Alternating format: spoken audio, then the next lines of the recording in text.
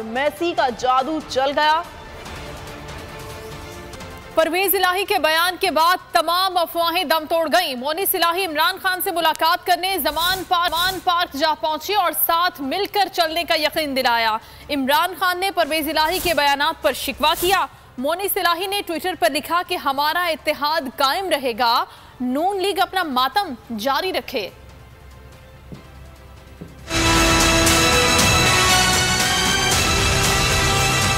परवेज इलाही का बयान मुखालिफिन की खुशियां खाक में मिल गई। मोनिस इलाही वजाहत देने ज़मान पार्क जा पहुंचे। इमरान खान ने परवेज इलाही के बयानात पर शिकवा किया, जिस पर मोनिस इलाही ने इन्हें एतमाद में लिया।